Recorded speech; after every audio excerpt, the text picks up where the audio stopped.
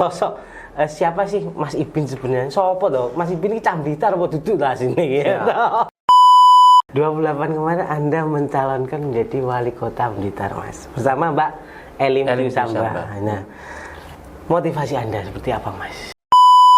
Maju ini salah satunya ya pengen berkhidmah di kota Blitar. Oke. Pengen berkhidmah untuk warga kota Blitar.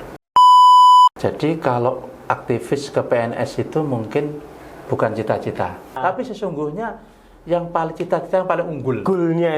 Paling tinggi itu politik. Saya ASN. 15 tahun kemarin. Sebulan yang lalu saya mengundurkan diri. Oh, tidak pensiun. Langsung tidak pensiun. Iya, kan pensiun syaratnya 20 tahun. Yes. Saya termasuk ASN mengundurkan diri tanpa merepotkan negara.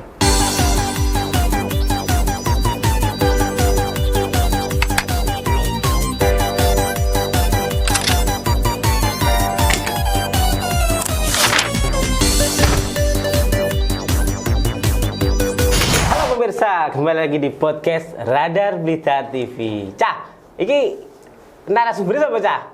Spesial pakai telur ya? Spesial pol. Karena narasumbernya ini adalah pengusaha di bidang peternakan ya, so. Otomatis spesial. Tapi tidak berhenti di bidang peternakan toh. Beliau ini akan membawa gagasan dan ya langsung kita sepilih ya. Please welcome Mas Syaukul Muhibin. Tepuk tangannya dong. Assalamualaikum, Mas. Siap. Sehat, Mas? Alhamdulillah sehat. Alhamdulillah. Langsung akhirnya rawuh teng Radar Blitar. Mas, kita itu sebenarnya apa jenenge? Ketika jenengan kemarin daftar di kontestasi politik di wilayah wali kota Blitar ini, kita itu pengen banyak pertanyaan julid. Banyak pertanyaan julid. Tapi sebelum ke pertanyaan julid, Mas Ibin, pengen tahu sosok asli atau sosok siapa sih Mas Ibin sebenarnya? Sopo toh? Mas Ibin ini cah Blitar apa duduk lah sini ya. Monggo jenengan sepil Mas Ibin. Terima kasih siap pada teman-teman Radar. Siap. Kulo aslinipun Blitar, nama lengkap Syaukul Muhibin. Namanya sangat susah diucapkan, tapi kalau singkatannya sih enak, cuma Ibin. Siap. Jadi panggilan kecil saya itu Ibin. Saya lahir di Dusun Mojo, Desa Ploswarang. Dusun Mojo, Desa Ploswarang. Terus belah Lor Kalipas. Ya, Lor Kalibelantas. Intinya aku iki bocah yang terlahir di pinggir kali lah. Masa kecilnya juga banyak berhubungan dengan persungan. Jadi masa kecil saya indah sekali. TK, SD itu di TK-nya di Mojo, MI-nya di Mingirsari. Lah itu kalau sore itu biasanya kami itu tengkali, kali Langen. Dan sampai nyebrang berantas ning kidul kali ya lek tebu pas waya arep panen ngono kae ya iso nyolong tebu. Ternyata nyolong tebu diober mandor pakai digawak-gawake arit kae mluwayu kan. Dadi ora oleh tebu wis mluwayu jegur kali maneh wis pelangi maneh ya. Indah sekali itu. Tahun berapa, Mas itu? Itu saya lahir kan 84. Itu pas suasana itu sekitar 90 lah. 90 aku masuk MI, masuk MI Siap. MI-nya ning kene luar desa, di sebelah Desa Ploswarang di Mingirsari karena bapak kami ini termasuk agamis. Jadi nek sekolah senengane sing MI Siap. Ya wis aku sekolah ning MI. Jadi setiap sore saya renang lah di Sungai Berantas. Untung saya koyone gak ono. Untungnya ora kenter tuh, Mas. Dulu udah biasa ahli renang kita. Kita renangnya modelnya laba-laba. Bukan model yang nyilem. Kalau nyilem itu kan kolam renang. Kalau kali Berantas harus mengambang. Laba-laba. Modelnya ilmu renang laba-laba. Terus nek sore yo ke sawah karena kadang ya aku duwe wedhus, duwe sapi, jadi ngarit. Sergep jadi ya namanya wong kampung ngopen-ngopen kan gitu. Siap. Jadi nggih mari ngarit biasanya mulai sekolah mari ngarit terus ya bermain lah di Berantas itu. berenang. Seperti itu, hari-hari kecil saya seperti itu. Kemudian saya sanawiyahnya di Karangsari. Karangsari MTSN 1 Kota Blitar. Karangsari. Terus kalau sore kadang-kadang ya masih ngaji di Tarbiyatul Mubalikin Tulis Kriya. Ya, misalnya lek ra ngaji karo bapake disuwun. Kaurai. Ndak oleh mulai ning omah. Sangune iki wis ora duwe sangu, sekolah gak duwe sangu lek ra gelem ngaji. Siap. Jadi ning Karangsari mari ngono ya sempat ngaji lah ning pondok Mas waktu itu. Enggak, Tarbiyatul Mubalikin kan sekolah sore. Ning tulis niku lho. Siap. Jadi ning Karangsari MTSC lek sore ngaji. Nggih. Baru saya SMA-nya itu karena bapak saya ini ya orang pondokan ya saya suruh mondok. Santren akhirnya. Ya SMA saya di Jombang itu di pondok. Sekolah di Aliyah Manfaat Jombang sekaligus di pesantren. Pesantrennya Mambaul Ma'arif Denanyar namanya. Saya di situ cuma 3 tahun ya, lewat lah, numpang lewat. SMA Mas, anjene nggih kan 3 tahun. 3 tahun numpang lewat. Setelah itu kuliah saya di Jogja karena kan gini, teman-teman banyak kuliah di Malang. Terus aku ditanya, "Nyapa kok kuliah ada nek Jogja?" Aku ning Jogja ya ben gak gampang mulah-mulih. Itu aja. Jadi kita ini cari suasana baru yang penting berbeda gitu. Jadi kuliahnya di Jogja. Kuliahnya saya di UIN Sunan Kalijaga Yogyakarta. Mas. Akhirnya jenengan istilahnya yang membentuk karakter Mas Ipin menjadi sekarang itu di masa-masa orang tua saya, karena saya ini 8 bersaudara ya. 8 bersaudara, bapak saya petani. Bapak saya petani, ibu rumah tangga. Yang petani itu rata-rata ya penghasilannya kecil sekali. Sawah ya mekor pirang ru paling sekitar ya 300 ru lah, itu enggak terlalu gede. Dan ketika anak 8 itu kayak otomatis anaknya sekolah di pondok ya diiris-iris Mas. Diiris dan sampai saya semester 6 niku, semester 5 itu bapak saya tidak ada, meninggal. Sementara saya nomor 5, adik saya masih 3. Jadi ya saya berjuang untuk segera lulus dan segera bantu lah ya, bantu keluarga. Jadi tidak kok terus serta-merta ujuk-ujuk Mas Ipin sukses ngono ya toh. Anak petani kita Mas. Biar nek sekolah ning kono terkenale Sunan Kalijaga Mas. Mlaku ning Tindi. Wes. Omen ning kali. Mlaku ning Tindi Sunan Kalijaga. Nek pas waya gak duwe duit Mas, yo disambi-sambi ngamen Mas.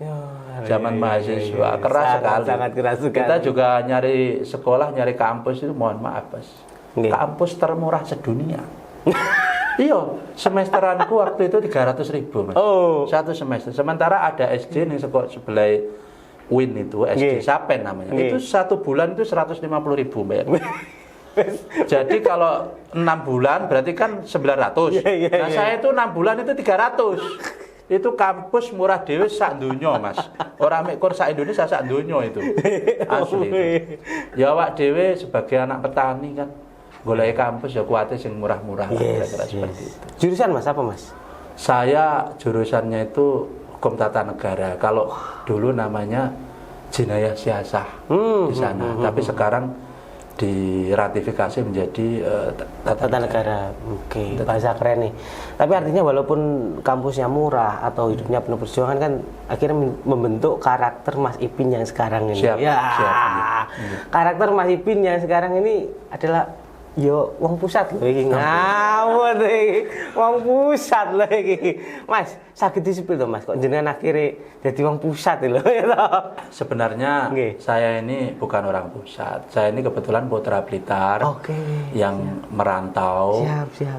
Sekolah di Jogja, kemudian pas waktu sekolah itu juga masih sering pulang ke Blitar. Setiap 2 minggu sekali. Bahkan di akhir-akhir semester antara semester 6 ke atas itu saya sudah sering pulang. Karena mau balik ke Jogja nggak ada duit Mas. Nah kebetulan materiku wis sing terselesaikan. Dulu terkenal rajin lah kita itu. Skripsi aman gitu? Ya aman. Jadi waktu menjelang skripsi itu saya sering pulang. Dan karena saya ini udah gemar ya di organisasi dari sejak SMA, atau OSIS dan sebagainya sampai di jenjang kuliah juga aktif ya di organisasi. Nah, waktu pulang itu saya bantu-bantu teman-teman mahasiswa di Blitar itu untuk nge-range pelatihan manajemen aksi ataupun mencoba untuk berdiskusi tentang kebijakan pemerintah dan kira-kira apa yang perlu dikritisi dan perlu diperjuangkan. Seperti itu. Jadi kalau era 2006 sampai 2009 menjelang saya di Jakarta, teman-teman aktivis di Blitar ini tahulah dengan saya. Karena saya sudah terbiasa ngelatih teman-teman atau mengajak teman-teman berdiskusi, evaluasi, diskusi, analisis sampai mendorong kebijakan ke pemerintahan. Seperti itu. Mencoba untuk berpikir secara kritis ya, dan itu pun mengajak ke teman-teman bersama Kota Blitar ya, waktu semester 6 waktu itu. Anda belum lulus waktu itu, Ki? Belum. Aku semester 3 itu juga sering ngisi di stit di beberapa BEM itu, karena kan teman-teman BEM kadang undang dari berbagai mahasiswa. Kebetulan saya kan mahasiswa Blitar yang di Jogja. Jadi teman-teman akhirnya menugaskan saya yang dari Jogja itu untuk ngisi beberapa acara BEM. Bisa di-spill Mas, waktu itu gerakan-gerakan kritisnya itu seperti apa aja? Waktu itu sebenarnya begini, setelah reformasi, saya ini kan era setelah reformasi ya, jadi tidak menemukan lawan yang kuat. Kalau masa reformasi itu kan memang Orde Baru sangat kuat, sehingga mahasiswa itu tertantang untuk melawan kekuasaan. Pada saat saya ini kekuasaan sudah sangat demokratis, sehingga kadang-kadang waktu saya demo itu teng Jogja gitu, tak masa aksi itu saya apelkan di depan rel karena nggak dapat musuh kita. Jadi di depan rel itu saya suruh untuk berhenti. Masa aksi saya minta untuk berhenti di depan rel itu. Karena nggak ada musuh, kita musuhkan kereta aja kan gitu. Saking pusingnya, karena kekuasaan saat itu sangat terbuka, sudah mulai terbuka zamannya Pak SBY. Sementara di Blitar itu aneh. Mau demo aja izin, apa. Ya akhirnya saya ajari, ya sudah, berani demo apa enggak? Enggak berani, harus izin. Ya kalau enggak berani kita demonya di pasar aja. Di pasar itu enggak demo, tapi latihan. Latihan orasi, latihan mimpin demo, latihan mental lah. Saya pengen teman-teman itu ketika menyuarakan itu, semua menyuarakan. Saya tidak mau semua menjadi masa pasif. Yang aktif cuma 5 orang, saya enggak mau. Jadi kalau bersama saya itu, teman-teman semua aktif. Saya enggak bisa orasi, Mas. Masa kamu bilang merdeka aja enggak bisa, tapi berani apa enggak? Enggak berani, Mas. Ya harus berani, naik. Naik, saya kasih megafon, dia cuma bilang merdeka, habis itu turun lagi. Jadi kalau saya bawa mahasiswa, saya bawa mahasiswa itu 30, Mas. Saya pastikan 30 semua orasi. Minimal iso merdeka. Karena itu melatih mental. Namanya mahasiswa, suasana kritis, dia tidak berani menyampaikan ungkapan kritisnya, kan lucu. Gitu. Jadi saya di tengah waktu itu tumbuhnya berbagai macam gerakan termasuk LSM, saya termasuk teman-teman yang bersama mahasiswa mengkonsolidasikan mahasiswa untuk memberikan kesadaran penuh bahwa mahasiswa itu kritis itu ya harus berani mengungkapkan, menyampaikan. Wujudnya ya setelah diskusi, analisa, mendatangkan beberapa pakar, ya aksi. Aksi itu bentuk ekspresi menyampaikan, yang mungkin bisa didorong menjadi kebijakan. Kira-kira seperti itu. Tahun 2009-2006 nih. 2006-2009 itu saya mulai keterima kerja di Jakarta. Yang mendorong Anda bahwa masyarakat itu harus, kalau pengen punya unek-unek harus kritis itu ya berarti. Biar tidak, istilahnya apa jenis, kasih tak sampai gitu. Karena sebenarnya kritikan ini berupa Mas, kemesraan gitu antara rakyat dengan pimpinan.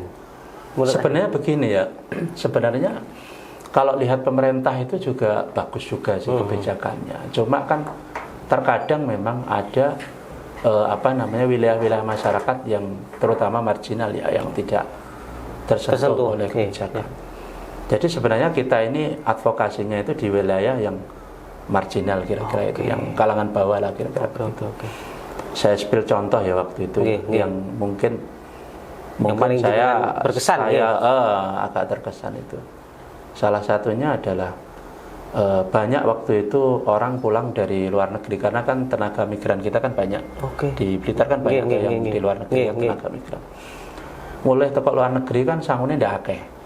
Dan rata-rata pulang dari luar negeri itu skill untuk bekerjanya juga lemah, karena di sana kan dia bekerja di pabrik, di perusahaan dia dapat gaji bulanan. Jadi dia tidak berpikir wira swasta. Ketika sampai di sini tuh dia swastanya apa bingung. Akhirnya waktu itu dia bikin ledok itu loh Mas. Ledok yang slab gitu. Ya, enggak, tapi buat ngangkut pasir waktu itu. Waktu ngangkut pasir. Truk itu ledok. Waktu itu terkena kebijakan standarisasi. Jadi ledok-ledok itu dirazia, tidak boleh beroperasi, bahkan dihancurkan atau apa pokoknya. Tidak boleh berkeliaran di kota lain. Ya, sementara ya di kabupaten juga nggak boleh karena dianggap nggak standar. Sementara memang warga ini butuh pekerjaan. Yes. Dan kemudian tidak ada alih fungsi, nggak ada apa, tiba-tiba disuruh berhenti aja. Itu ya kita sebagai mahasiswa waktu itu ya terpanggil. Ini orang butuh lapangan pekerjaan. Bisanya bekerja cuma ini. Kayak wis kadung duite sing teko luar negeri ku nyemplung teriku. Habis itu dimusnahkan tanpa kompensasi, tanpa apa. Kan kasihan sekali. Nah, waktu itu kita mencoba untuk advokasi, terus tapi nggak tuntas kan karena saya harus dipanggil kerja ke Jakarta. Tapi advokasi selain itu juga banyak yang di Kota Blitar saya lakukan selain itu. Tapi yang paling terkesan menurutku itu. Tapi karena terkesannya saya merasa nggak tuntas. Karena ada panggilan yang ada panggilan kerja di Jakarta. Waktu itu memang yang menjadi saya sedih itu begini. Sebagai aktivis itu saya termasuk yang mempunyai prinsip tidak boleh mencampur adukan idealisme dan kepentingan atau cari makan lah bahasa kasarnya. Kalau idealisme lurus. Kalau cari makan meskipun kuli batu, meskipun tukang sampai itu cari makan. Jadi kalau beridealisme atau berpergerakan itu sendiri cari makan. Dan saya waktu itu memang mahasiswa yang sudah mau lulus itu, dan saya sebenarnya juga butuh makan. Butuh makan. Karena itulah saya kemudian mencari pekerjaan untuk bisa saya makan. Waktu itu ya saya konversi gas, ya kuli saya tukang angkut gas apa gitu. Sampai akhirnya saya menemukan pekerjaan di Jakarta. Gitu. Mas, akhirnya jenengan berhijrah ke Jakarta. Iya. Kayaknya memulai hidup yang baru. Iya. Seperti apa Mas waktu itu? Pekerjaan saya itu karena sudah punya ijazah ya waktu itu. Saya akhirnya ya gimana kan modalnya juga ijazah. Karena memang hidup di Konoha Mas ya. Orang tua saya kan memang idealis siap. Ya kamu itu kalau cari ilmu itu setinggi mungkin. Dengan kamu punya ilmu, kamu akan bisa semuanya. Kalau saya modali kamu harta, habis. Jadi modalinya enaknya ilmu. Investasinya ilmu. Dengan seperti itu kita ya jadi terpanggil untuk serius kita buktikan apakah perkataan orang tua saya, bapak saya ini benar. Ketika saya modali orang selain ilmu, itu saya bisa. Nah itu saya buktikan. Saya kemudian melamar pekerjaan, kebetulan saya ini ASN Mas, birokrat. Sama tadi lupa menyebir. Jadi 2009 itu saya keterima PNS. Abdi negara. Iya. Kata orang kampung itu kalau keterima PNS itu pinter, kata orang kampung. Padahal enggak. Menantu idaman. Kebetulan. Menantu idaman. Kebetulan padahal itu. Oke. Saya keterima PNS di Jakarta. Waktu itu masih calon istri saya keterima di sini. Makanya kemudian anak istri saya di Blitar, saya di Jakarta. Setiap Sabtu saya pulang. Jadi saya S3 setiap Sabtu store. Jangan plot twist banget ya. S3 setiap Sabtu store saya ini. Jadi kalau tentang Blitar ya setiap Sabtu saya pulang saya tahu banget. Mas, akhirnya tentang Jakarta ini. Nah, di Jakarta saya keterima ASN ya sebagaimana ASN biasa lah ya. Formal ya. Setiap pagi saya ngantor, sore atau bahkan malam saya pulang. Karir saya di PNS itu kebetulan saya bersama pimpinan-pimpinan atau petinggi-petingginya lah kira-kira. Karena mungkin terlihat saya ini apakah berkarakter jalanan atau bagaimana itu kan. Punya pergerakan ya. Iya, akhirnya pimpinan-pimpinan itu itu saya jadi staf saya aja gitu. Karena mungkin terlihat bandel atau bagaimana kira-kira gitu. Jadi apa mungkin kalau di demo nanti yang nangani Iya. anak Ipin aja. Anu, Ipin sing- sudah biasa menangani kira-kira. Sing dekani wartawan kok omong. Ya Tapi dari pokoknya situ mungkin beliau- karakter Oke. itulah profil saya terlihat Siap, itu akhirnya siap. saya selalu diambil pimpinan. Saya kebetulan di Sekretariat Jenderal Komisi Pemilihan Umum, Sekretariat PNS saja. Oke. Jadi yang tugasnya ya pelayanan teknis administratif. Oke. Tapi di PNS. ya, tadi saya PNS. Nggih.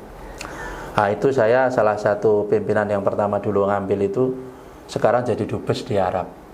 Pak Dr. Haji Abdul Aziz itu saya pernah staf beliau, saya juga pernah stafnya Pak Arif Budiman, saya juga jadi stafnya sekarang sekretaris Sesmen Menkop itu juga pernah saya ikut beliau. Oke. Jadi karir saya itu ya inilah ikut Mendampingi sama orang-orang. orang-orang besar. Oke. Jadi makanya saya kan akhirnya tahu bagaimana orang-orang besar itu mengelola suatu organisasi pemerintahan. Oke. Mas, nah, Iya.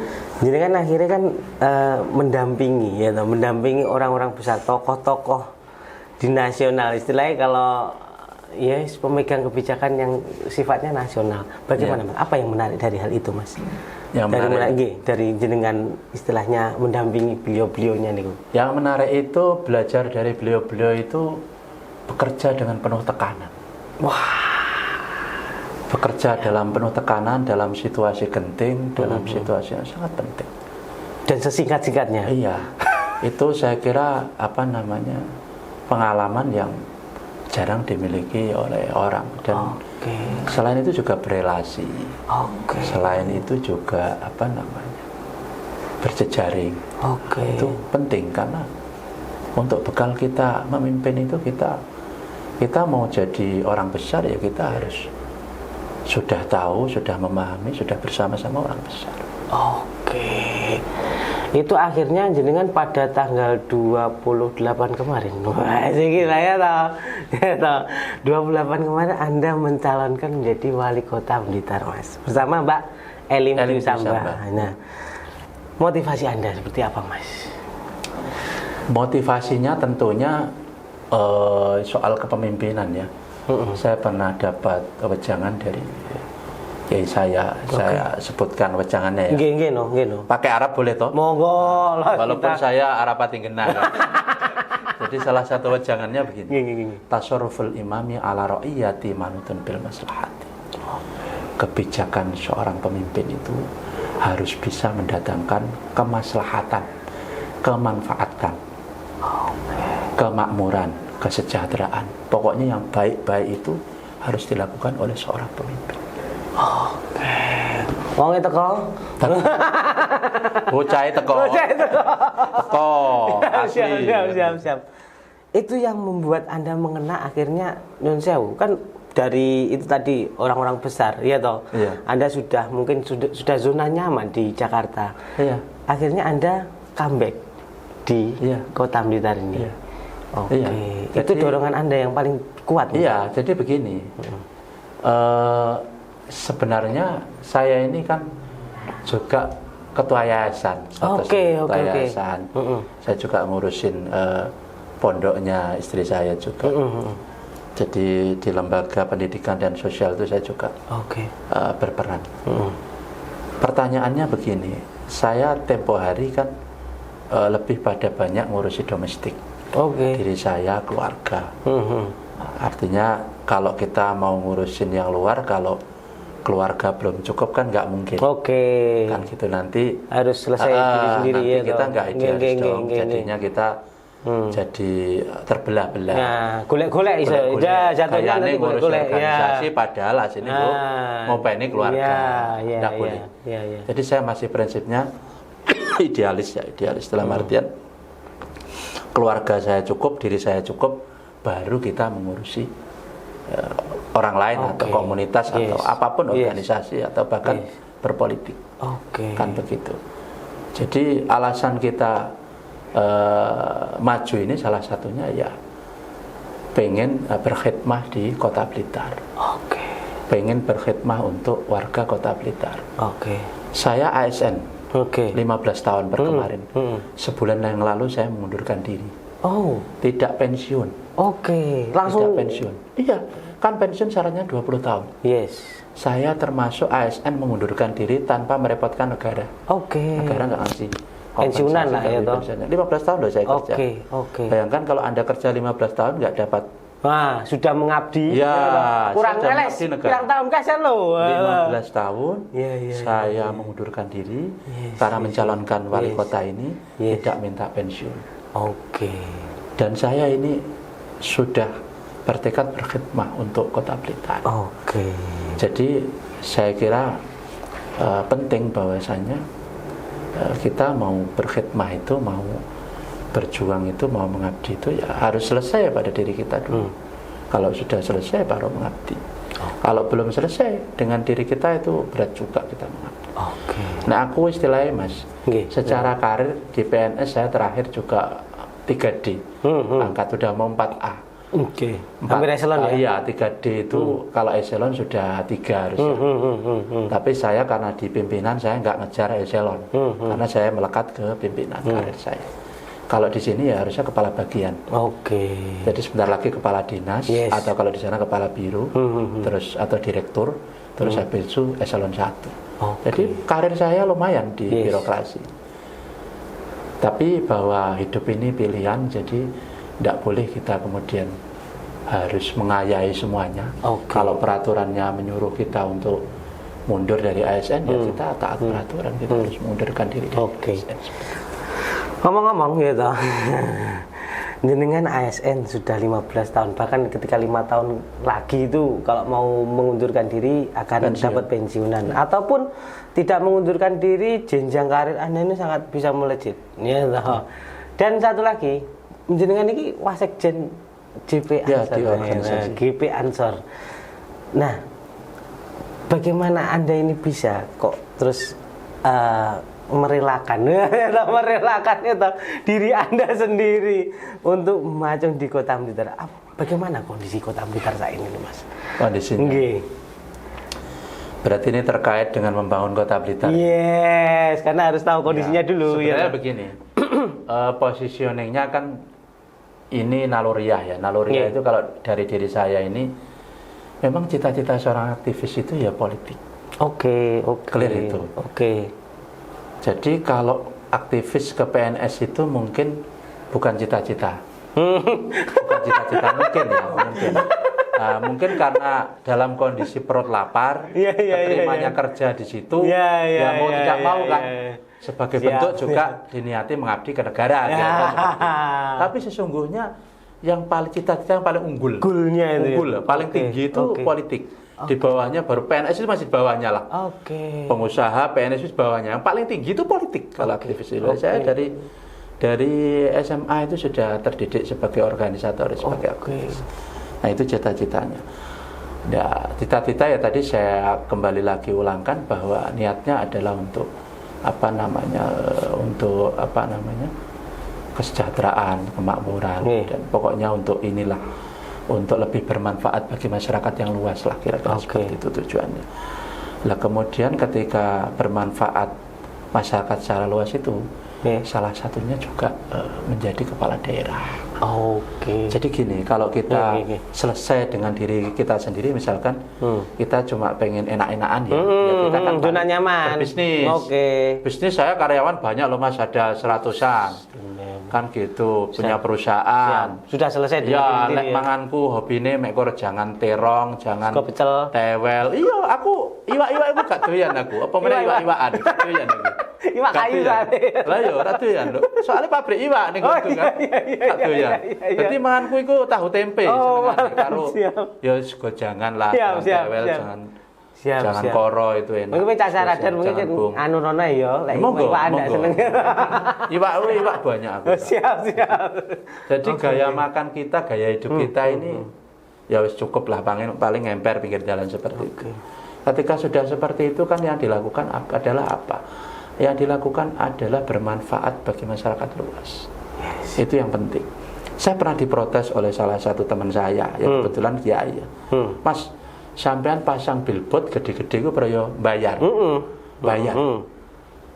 Ya terus saya bilang, ya bayar Gus. Aku ki lho jedingku rusak arep tak benakne wae aku duit 1 juta 2 juta tak kumpulno. Oke. Kok sampean nyumbang jedingku wae bintang dadi. Oke. Lah aku yang ini, yang bayar Gus. Untuk tanda tangan saya 1 triliun itu kan saya harus pasang billboard dulu. Loh nanti kalau sudah semuanya terpasang, baru jeding sampean sama ajukan tak tanda tangan. Oke.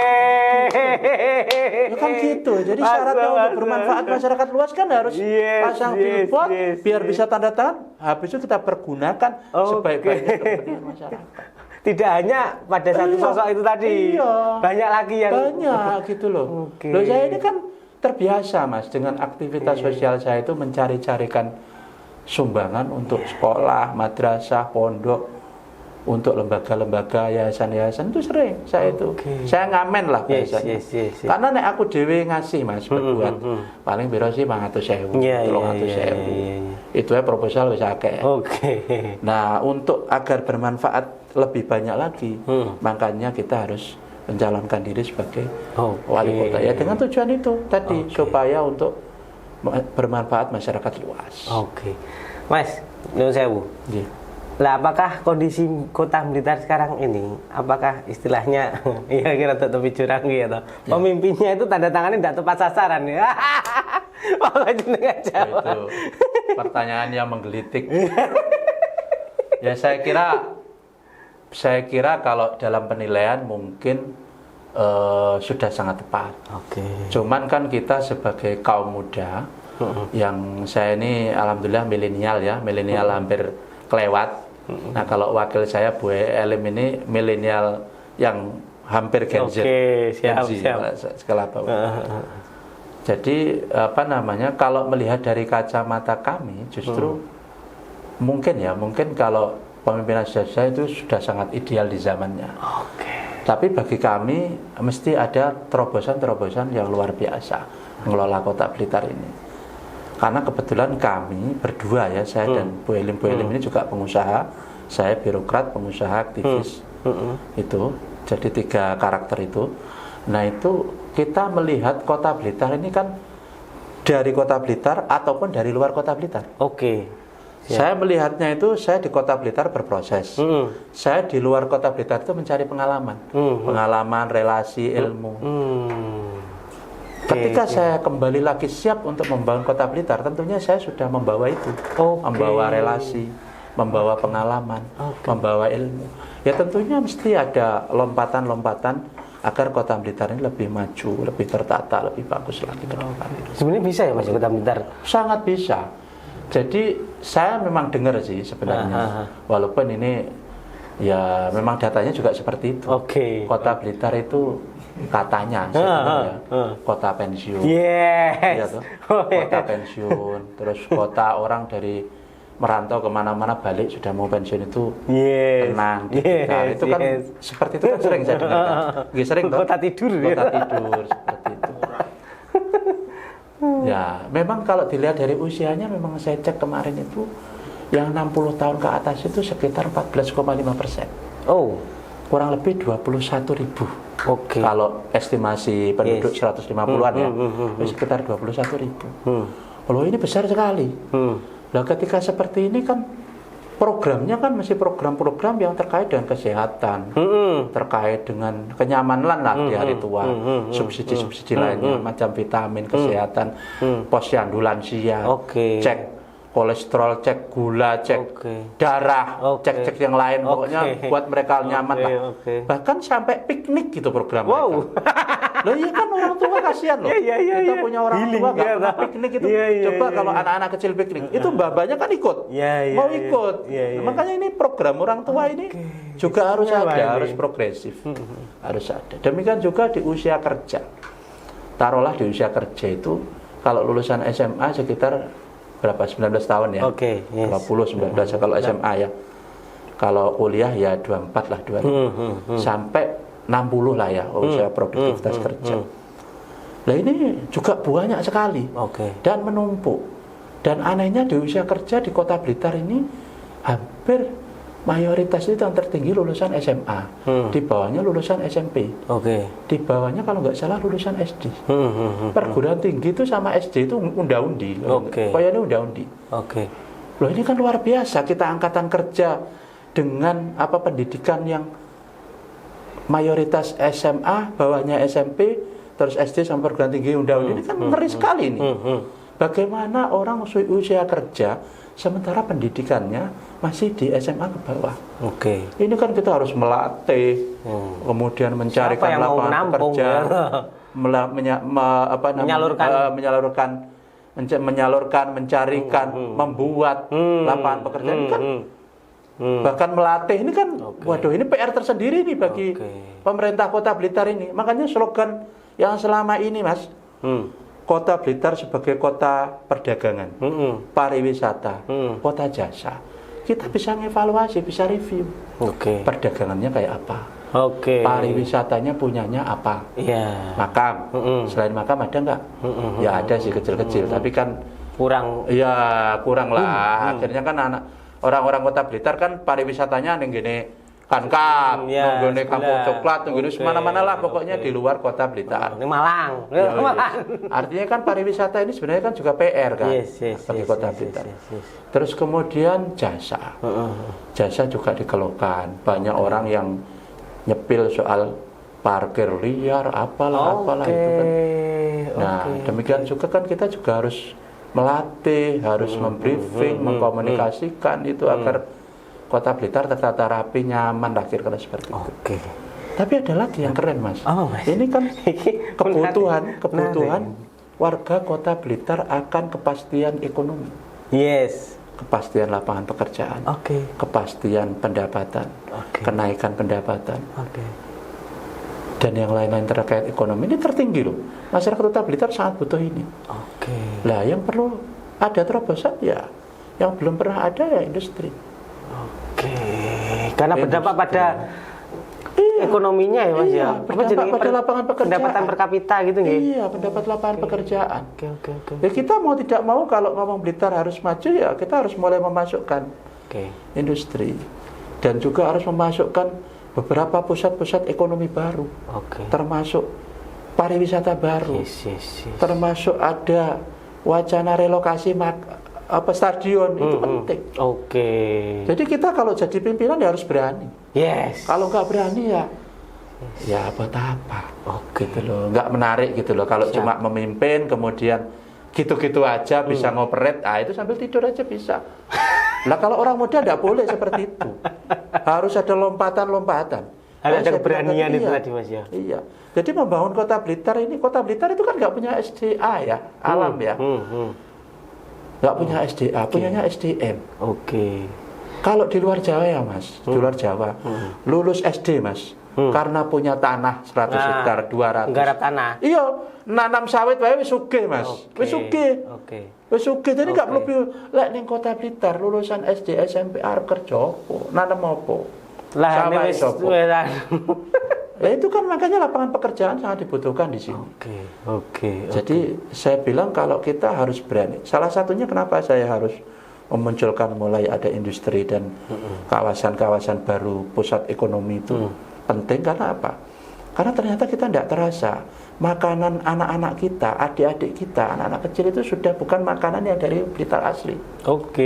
Coba makan rolade, makan sosis, makan tempura, makan lain-lainnya, pabriknya di mana? Di luar Kota Blitar ya. Iya, nang Sidoarjo, nang Jombang, nang ngendi wae nang Tangerang, enggak ada. Padahal di sekitar Blitar itu banyak ayam. Kenapa jadi buat industrinya ya? Itu loh penting itu. Itu juga membuka lapangan pekerjaan juga dari Blitar untuk Blitar. Loh nanti kalau kelebihan dipromosikan sama wali kotanya. Kan gitu.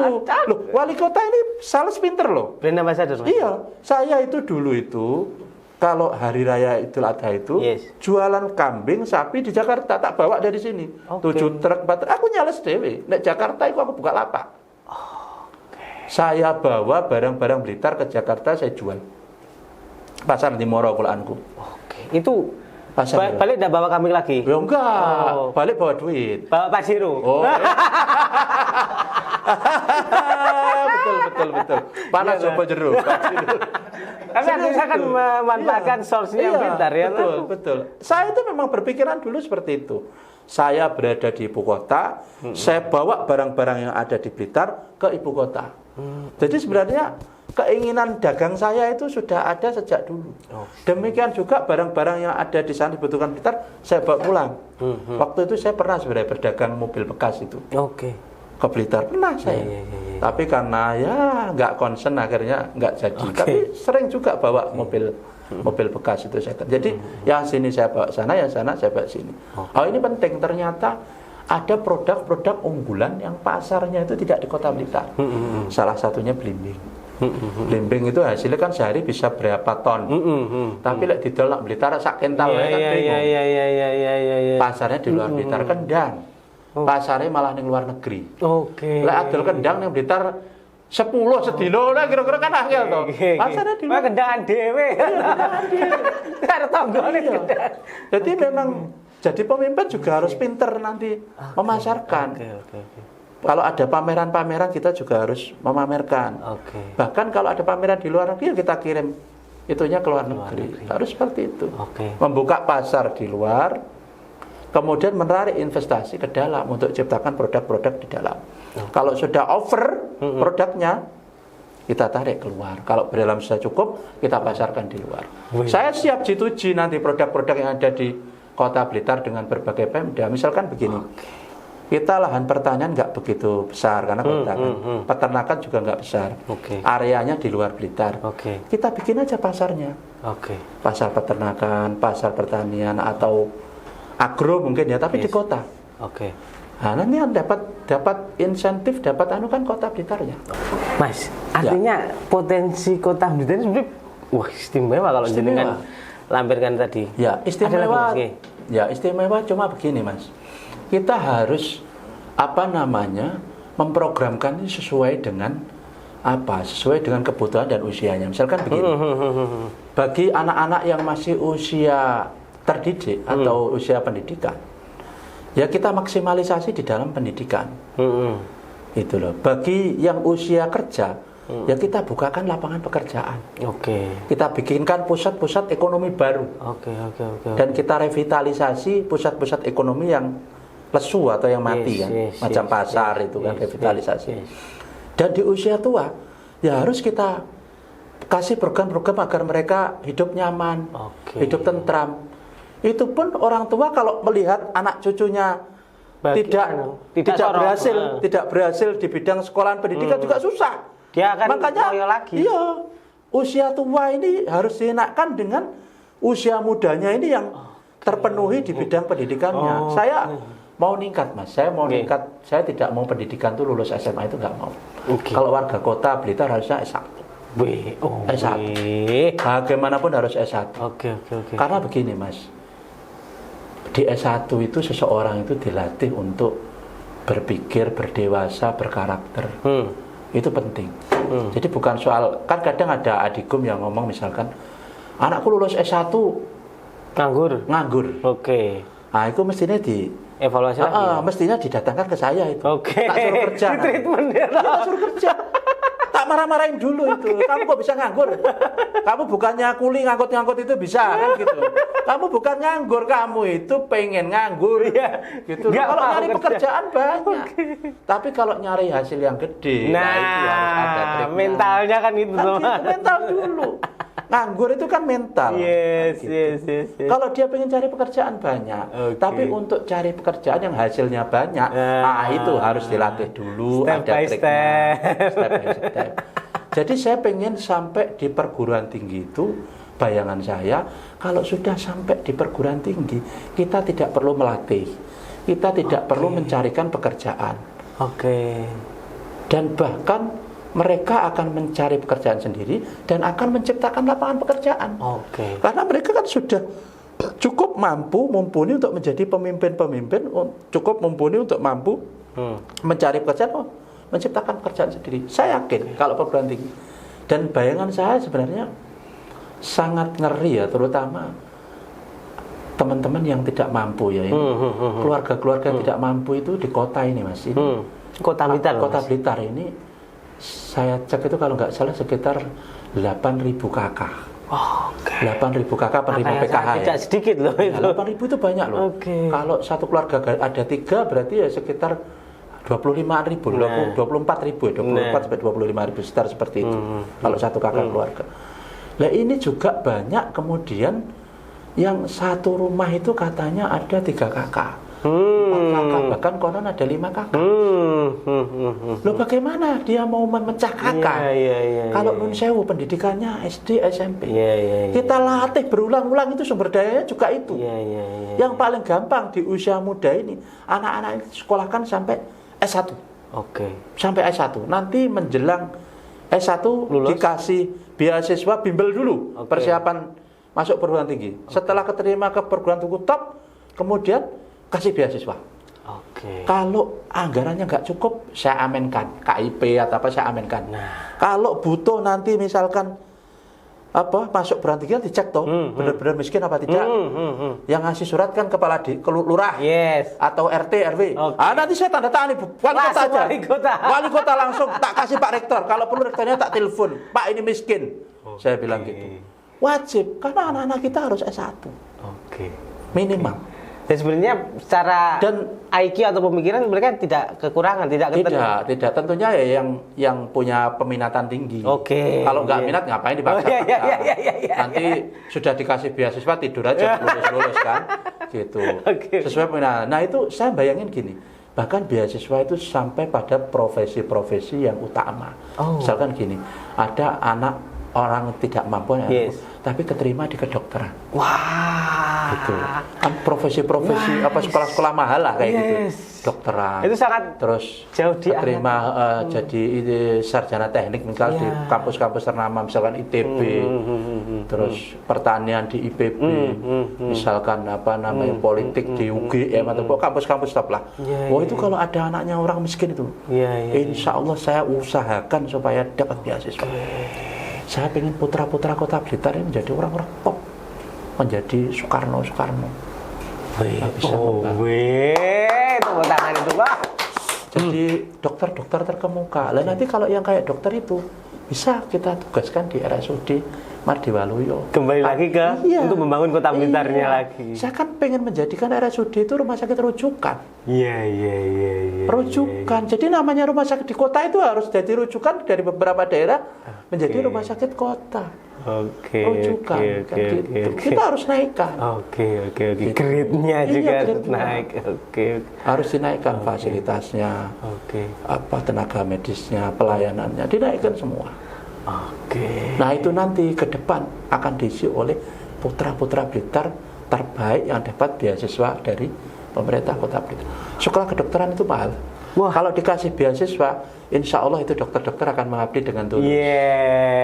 Kan gitu. Kalau nggak dikasih itu mas, kalau nggak dikasih pembiayaan sekolahnya mahal, nanti jadi PNS di Pemkot kan, gajinya kecil loh kan gitu. Kalau gajinya kecil aku datang telat kan nggak apa-apa. Lebih baik nyari di luar kan gajinya banyak kan gitu. Karena sekolahnya mahal. Makanya profesi-profesi ini saya minta kalau bisa dibiayai oleh pemerintah daerah. Demikian juga kalau sudah jadi dokter di RSUD kita naikkan kasih beasiswa spesialis. Tapi dengan ketentuan dia harus aktif, harus punya keinginan pengabdian warga kota Blitar. Jadi misalkan jam kerja antara jam 7 sampai jam 4 ya sudah. Setelah itu boleh di luar kan gitu. Nah, kadang profesi-profesi yang istimewa ini karena memang dapatnya juga sekolahnya mahal, mereka terbebani ya kadang-kadang akhirnya nyambi-nyambi lah karena untuk menutupi beban sekolahnya yang mahal.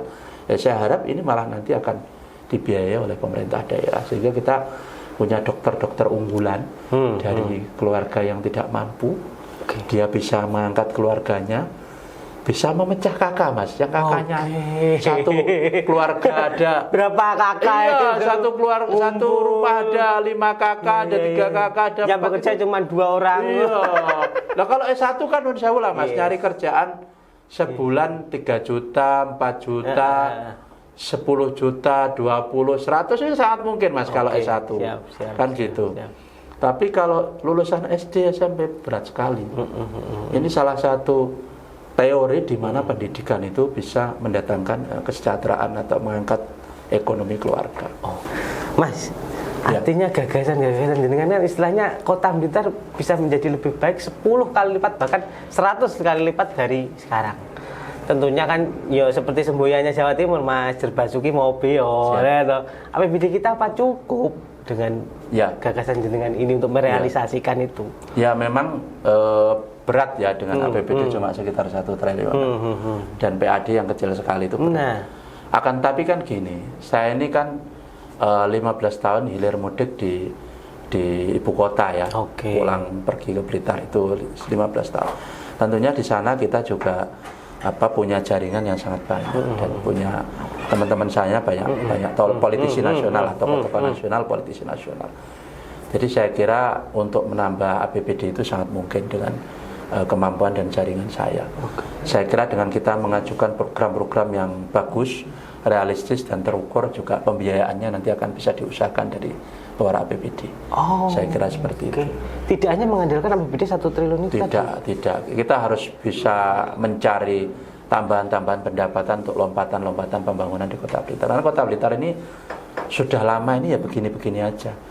Ayam tentrem. Saking ayamnya lupa membangun mungkin gitu. Kan ada kan istilah ayam tentrem. Dan itu tapi akhirnya lupa membangun, mendapatkan dana-dana NGO dari luar itu.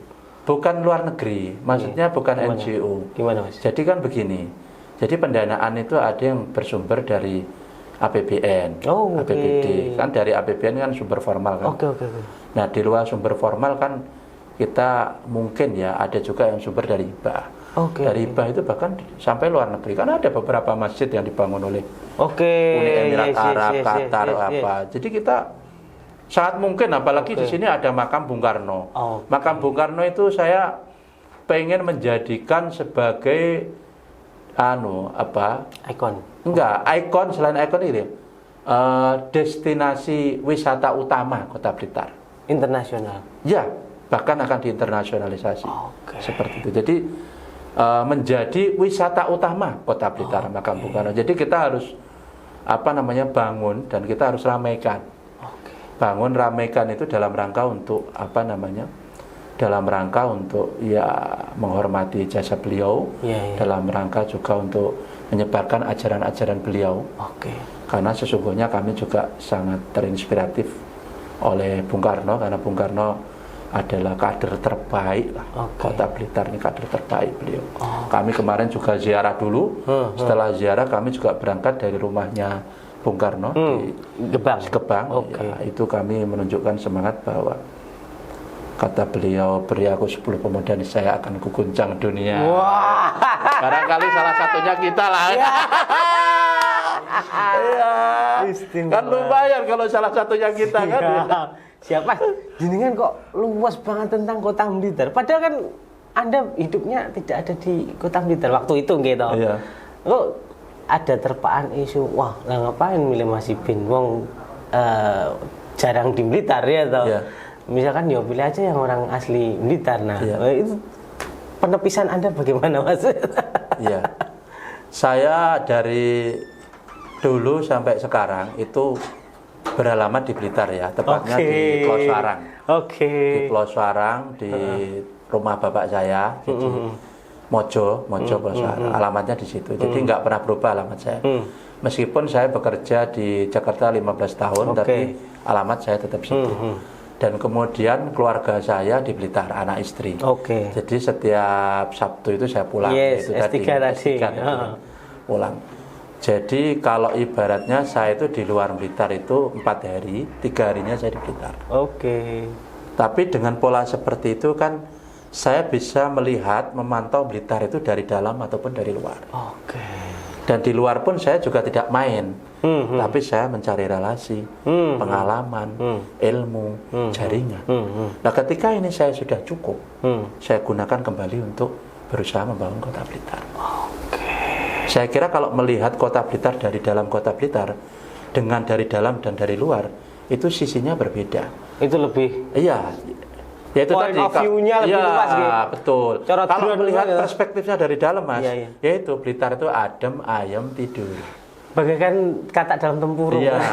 Tapi kalau melihatnya dari dua sisi, Iya. insya Allah ada spot-spot, ada keinginan-keinginan. Oh sebaiknya begini loh. Oh sebaiknya begini, sebaiknya begini. Ada tawaran begini. Ada keinginan begitu, kan gitu. Jadi ada tawaran begini, keinginan begitu. Pembangunannya harusnya begini, kemajuannya harusnya begitu, jangka panjangnya harusnya begitu, kan gitu. Oke. Jadi sudah clear ya, clear ya.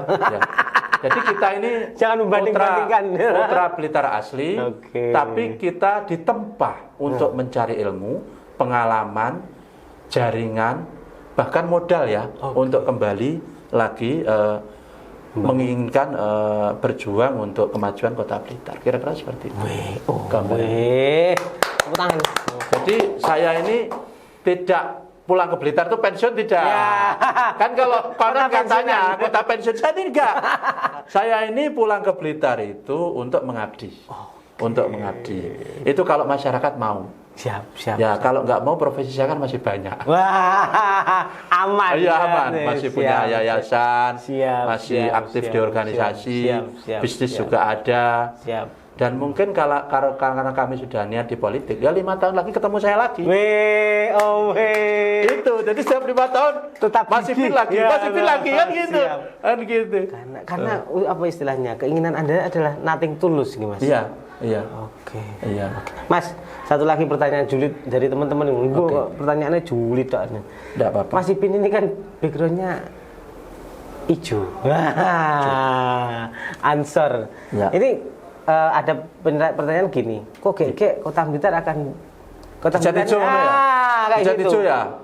Akan menjadi kota santri atau kota hijau kan backgroundnya kota Banteng. Gitu ya. Gimana Mas? Ketakutan seperti itu? Gitu ya. Iya. Jadi gini, kalau kita ini harus realistis ya, realistis itu begini. Saya itu dulu pengen setelah MTS itu dengan SMA siji, Mas. Karena danem saya nutut. Yes. Aman ya. Persyaratan aman. Persyaratan waktu itu SMA siji ki 38 ya terendah, aku 43 Mas. Oke. Lumayan lah, cukup. Jujur. Lumayan. Lebih. Iya. Susuk. Tapi apa dikata karena orang tua saya ini adalah pesantren. Jadi saya harus mondok di Jombang. Jadi kadang-kadang kayak kita harus proses di Blitar itu tidak bisa karena sesuatu yang seperti itu. Jadi pilihan-pilihan bahwa kita ini harus merah, hijau, kuning itu nggak bisa. Itu pilihan hidup saya kira. Oke. Itu. Jadi saya ini tidak terlalu fanatis terhadap warna. Bahasa saya begini. Aku Mas, nek awar wong abang Mas. Bahkan lebih abang daripada wong abang. Awar wong hijau, ya iso lah. Awak dhewe gaya ndonga ya iso. Awak kuning. Awak wong kuning ya identik dengan profesional, birokrat. Saya ya birokrat, profesional. Bisa, saya bisa semuanya. Jadi begini. Saya itu proses awal pendaftaran itu karena saya ASN ya. Saya daftar ke semua partai, Mas. Termasuk Partai Merah. Dan alhamdulillah saya dapat KTA aja, Mas. Tapi tidak dapat rekom. Nelongso aku ya. Untuk KTA untuk rekom. Tapi tidak apa-apa namanya juga. Kita dinamika politik. Jadi saya ini profesional banget karena saya ASN kan, saya birokrat, pengusaha. Ya, tentunya saya tidak terikat dengan berbagai warna. Saya sedang berkompetisi kepemimpinan, saya sedang berkompetisi wali kota dan wakil wali kota. Jadi saya tidak sedang berkompetisi partai itu tidak. Itu. Jadi saya menawarkan kepada warga Kota Blitar, kepada pemilih itu kebijakan atau gagasan visi misi program. Kalau warga Kota Blitar memilih partai ya tidak ada masalah. Tapi kalau memilih gagasan visi misi program ya saya siap. Saya jadi menawarkan itu. Jadi saya tidak risau lah. Dan saya juga orangnya kan sebenarnya Soekarnois banget. Saya sangat mengidolakan. Beberapa billboard saya mengutip kutipannya Soekarno karena saya ini anak ideologis saya ini. Kalau biologis saya kira kan Bu Mega. Iya, benar. Saya ini ideologis. Jadi saya mengagumi beliau karena beliau putra Blitar terbaik. Dan saya kira gagasan-gagasan terutama di bidang internasionalisme, di bidang kenegaraan atau di bidang ekonomi sangat bagus. Saya terkesan saya dengan berdikarinya, dengan konsep ekonominya terkesan. Dan bahkan kemarin koperasi itu ada yang ketemu saya bilang, Mas, itu sebaiknya itu, mohon maaf ini, ada apa yang, aduh saya sebut nggak enak. Pokoknya yang itulah yang gere-gere yang profesional itu jangan sampai tumbuh di sini nih, dibatasi gitu loh. Oke. Oh, yang itu salah satu usulan itu ya, tadi. pokoknya itu loh usulan. Terus saya bilang begini, Bapak, kita itu sudah tidak bisa pakai pola ekonomi seperti itu. Oke. Nanti kalau gerainya tumbuh di kabupaten, nanti warga kota belanja di kabupaten. Iya, membatasi akhirnya malah chaos. Gitu. Kalau saya Pak, terus terang, kalau boleh, Kota Blitar mau tak pasang mall paling gede. Mantap. Tapi yang ngisi mallnya yang lola orang Kota Blitar. Oke, jangan anti-anti modern kayak gitu ya. Iya, jadi kita harus modern. Ekonomi modern tidak bisa dihindari. Harus dijalankan. Tapi pelaku-pelakunya adalah warga Kota Blitar. Gitu, ekonominya modern tapi pelakunya warga Kota Blitar. Itu yang paling penting. Jadi keperpihakan yang paling penting. Jangan matikan kita keniscayaan, kita modernitas, pembangunan, digitalisasi. Iya, keniscayaan. Akan tetapi sebagaimana bisa, bahkan warga Kota Blitar inilah yang mengisi. Gitu loh ya. Warganya kita latih, kita didik untuk persiapan mengisi pusat-pusat modernitas itu, mulai pasar, mulai mall, mulai perusahaan, mulai sektor jasa, pariwisata itu warga Kota Blitar kita latih supaya modern konsepnya.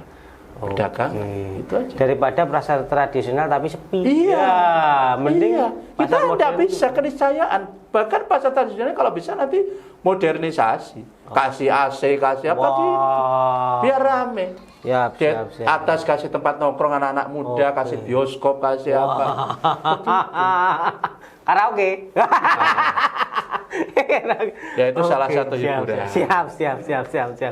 Mas Ipin, nah, jenengan ini kan wong pusat ya toh. Wong pusat tentunya mesti wonge kaku. Wah, iki apa meneh? ASN pusat to, coy. ASN pusat ya toh.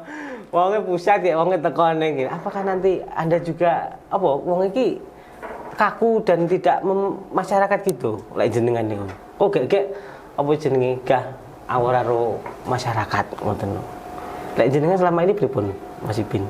Nggih. Kula niki lek kebiasaane nggih lek teng kampung memang muda dulu nggih full bermasyarakat, mengikuti kegiatan masyarakat. Tapi memang kalau di Jakarta itu kan kehidupannya memang kehidupan perkotaan. Memang ya agak sulit ya bermasyarakat di perkotaan. Kadang-kadang kalau kita bermasyarakat malah dicurigai.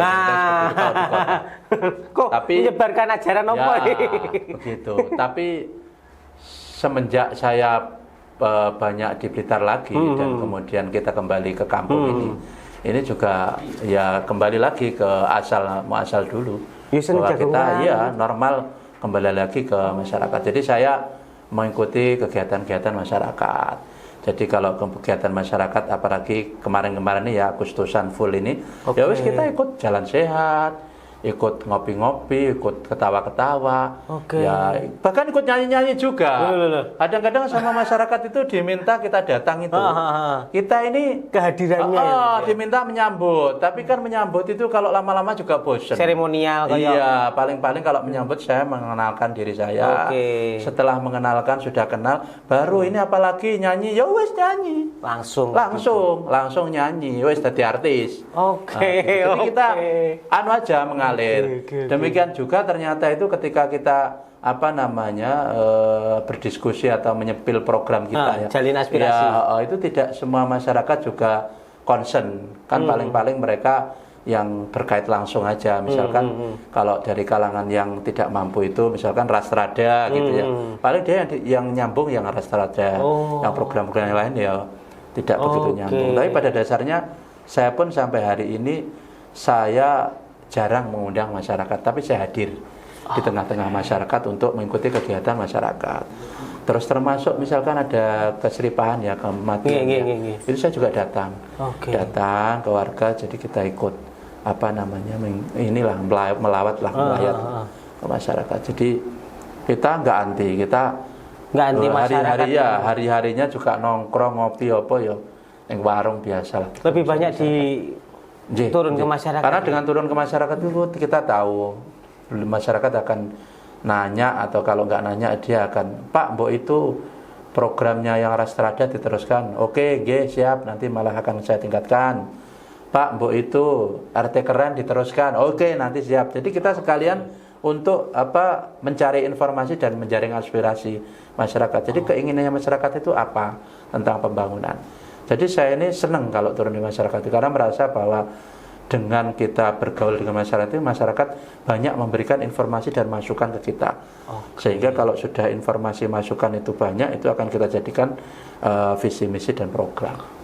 Itu penting. Karena visi misi program itu benar-benar harus berangkat dari keinginan, kebutuhan, harapan, cita-cita masyarakat. Jadi kalau tidak berdasar dari keinginan, harapan, cita-cita, kebutuhan masyarakat itu jadi visinya misinya saya dong. Egois dong. Egois. Kalau saya kan nggak butuh. Mau aku mangane ya mung sak piring. Sego jangan tewel. Sego jangan tewel pisan kan. Gitu. Jadi memang benar-benar kita ini harus menyerap betul keinginan, harapan, cita-cita, kebutuhan masyarakat apa, nanti dicantumkan dalam visi misi program, nanti dijalankan dalam kebijakan. Gitu. Dan Anda tentunya turunnya tidak hanya di basis masanya jenengan. Enggak, masyarakat itu ya luas. Kalau masyarakat nanti ya terutama yang malah saya seneng yang kalangan menengah ke bawah. Kemarin ada kebakaran di Turi itu, saya turun. Terus ada ya pokoknya beberapa orang meninggal ya saya turun. Terus kemudian kegiatan masyarakat yang apa saja, mulai tahlilan, yasinan, mulai dangdutan, mulai apa saja saya datang. Pokoknya kalau saya diundang saya datang. Jadi karena kita ini juga sudah terbiasa bergaul dengan masyarakat, mengikuti kegiatan masyarakat. Bahkan saya yang sering saya bilang tadi, saya jarang mengadakan kegiatan, tapi saya ikut kegiatan masyarakat. Nah nanti kebiasaan itu kan kalau saya ngumpul-ngumpul terpilih ya, kebiasaan ngumpul-ngumpul. Kalau saya terpilih kan saya sangat terbatasi. Terbatasi itu karena kita mengerjakan pekerjaan yang sangat banyak mungkin kan. Kalau nggak sempat itu nanti kita akan bikinkan program sarapan pagi bersama wali kota. Jadi setiap hari Jumat itu sarapan langsung sama wali kota? Iya. Jadi masyarakat kita ajak sarapan bersama saya itu. Dan nanti seperti itu kami bisa dekat dengan masyarakat. Jadi mungkin kalau kita datang ke masyarakat sudah biasa, mungkin masyarakat ada yang belum pernah datang ke wali kota. Rumah dinas. Rumah dinas gitu. Mungkin ada tuh masyarakat itu, bahkan banyak yang belum pernah datang ke tidak menganggap rumah dinas ini sakral. Betul. Jadi nanti masyarakat itu dijamu, saya jamu itu untuk sarapan bersama saya bareng-bareng. Menunya apa adanya, monggo kono saya juga makan itu bareng-bareng. Satu meja nih. Nah, satu meja. Nah, setelah itu kan masyarakat mulai tahu dan kemudian mereka bisa curhat keluhannya, keinginannya, harapannya apa yang disampaikan oleh saya, supaya saya bisa nanti memperbaiki program-program saya yang tidak sesuai dengan harapan masyarakat, kira-kira seperti itu.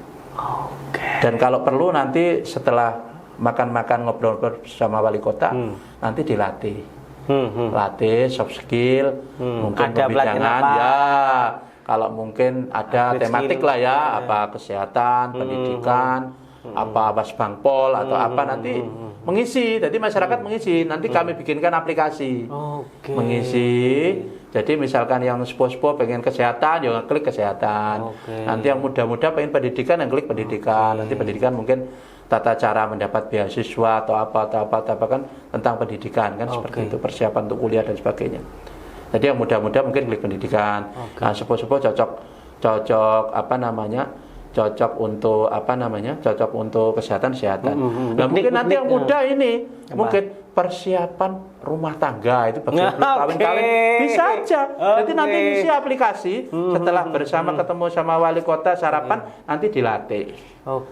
Mas Ipin, kalau seperti anak ada ini mau nikah gitu terus pengen undang Mas Ipin. Wah, ya harus datang. Bisa, Pokoknya ya? kalau saya luang, Tapi tidak bentrok, insya Allah ya? datang. Nggak bentrok, insya Allah saya Oke, datang. oke teman-teman kalau Senang pengen saya. nikah, Iya, toh, segera ya. tentukan Iya. hari baik adalah hari Mas Iya. Ipin sedang longgar. Kosong. Iya, insya Allah. Insya Allah. Kalau sekarang belum wali kota ya calon lah. Paling Ya, kan iya, didatangi iya, calon iya. wali kota kan itu. Tapi sebuah kebanggaan loh Iya. biasanya kayak gitu tuh. Ya, hadir di alhamdulillah masyarakat. kalau seperti itu. Tidak apa-apa, silakan kalau masyarakat luas mau ada pernikahan, mumpung saya kosong, insya Allah saya sempatkan lah. Intinya yang penting saya diundang. Kemarin ada pernikahan tokoh, tapi saya nggak diundang. Arteko yonggot malah iki bocah kok kampanye ae kan ngoten. Tapi pokoknya kalau masyarakat ada yang undang, saya ini siap. Oke. Saya ini siap. Pokoknya nggak bentrok, saya bisa hadir, insya Allah saya usahakan hadir. Karena awaknya mek siji ya. Tidak bisa belah. Nggak bisa belah. Ada kadang itu ada kegiatan yang sama itu 4 tempat, 3 tempat. Oke. Kalau masih 2 tempat saya bisa berbagi sama Mbak Elim. Oke. Kan, satu-satu ya kan gitu. Yes, Tapi yes. kalau Sudah 4, 5. 4 itu aduh pusing kita. Jamnya sama. Jamnya sama. Gitu. Undang saya. Wong pusat tapi luwes. Ampun. Oke. Saya koalisi saya. Wah, koalisi saya. Syaukul Muhibbin Elim. Disingkat saya. Saya. Saya Syaukul, E-nya Elim saya. Oke. Saya sembarangan nih. Saya, mudah-mudahan saya. Amin. Siap. Oke, seperti itu. Nah, ini berandai-andai. Nah, Ya. berandai. Jika Mas Ipin nanti akan duduk di gedung wali kota itu tadi, ya toh. Kira-kira apa yang perlu Anda sentuh dulu, dan ketika ada bukan pendukung Anda, apakah juga perlu diayomi? Wah, aku mungkin tidak dukung aku, wis kono-kono, nah, kayak gitu. Monggo Mas. Ya tentunya sebagai pemimpin ya tidak boleh membeda-bedakan ya. Oke. Layanan itu harus diperuntukkan oleh seluruh warga Kota Blitar. Itu penting, itu dulu. Yang kemudian tentunya bahwa ya memang ada prioritas-prioritas itu kan kadang-kadang kita ada janji politik. Janji politik itu kan sebenarnya kan ada janji secara umum, ada janji secara khusus. Oke, realistis Mas ya? Ya realistis. Janji secara khusus itu ya memang orang-orang yang dengan tulus dan ikhlas membantu kita. Oke. Ya mesti kita tetap akomodir paling utama. Oke. Akan tapi kalau kebijakan secara umum ya untuk warga Kota Blitar saya tidak membeda-bedakan. Oke. Seperti itu. Oke. Untuk mungkin awal-awal Kota Blitar seperti apa Mas? Ya, apa yang perlu disentuh? Pendidikan kah, kesehatan atau ekonomi?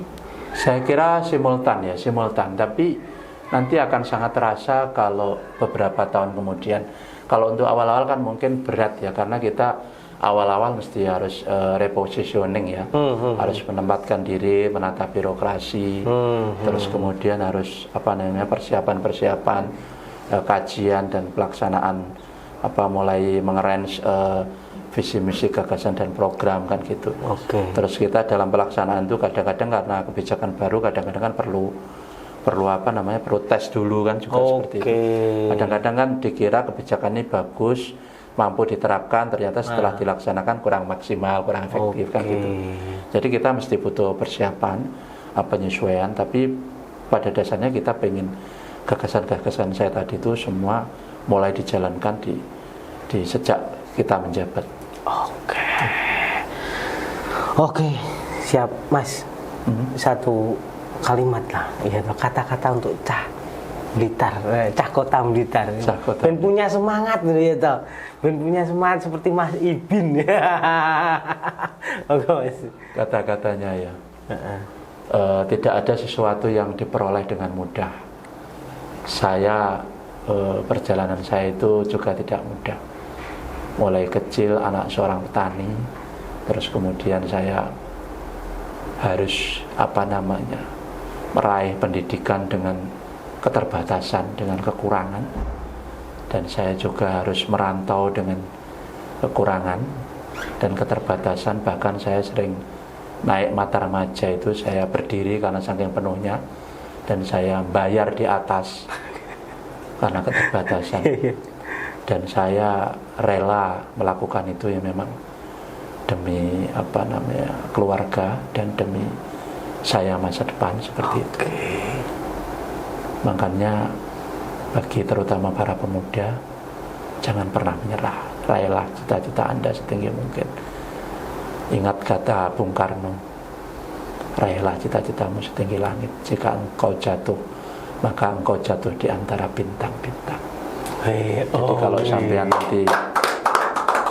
nanti bermimpi jadi presiden, misalkan bermimpi jadi presiden, ya kalau jatuh wali kota lah. Itu penting karena Bung Karno itu juga tokoh penyemangat kita. Salah satunya para pemuda yang di usia pelajar, tuntaskan minimal sampai S1. Jangan menyerah. Jangan menyerah. Nanti insya Allah kalau kesulitan, kalau saya jadi wali kota, langsung ke Kusuma Wicitra, langsung ke kita. Insya Allah kita carikan jalan keluar.